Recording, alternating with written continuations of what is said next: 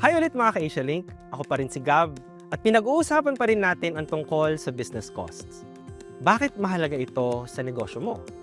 Kapag alam mo ang mga gastos mo, mas may control ka sa negosyo mo. Ito ang naitutulong nito. Tamang presyo. Huwag basta-basta mangopya sa presyo ng iba.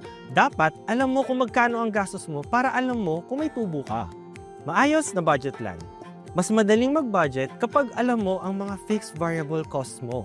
Alam mo kung magkano ang pwede mong ilaan sa puhunan, sweldo o savings. Handa ka sa lean months. Hindi laging malakas ang kita pero kung alam mo ang fixed cost mo, kaya mo mag-adjust at makasurvive. Confident ka sa pagpapalago.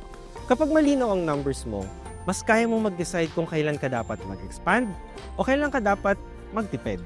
Conclusion, ang gastos ng negosyo hindi lang basta listahan. Kwento ito kung paano tumatakbo ang negosyo mo.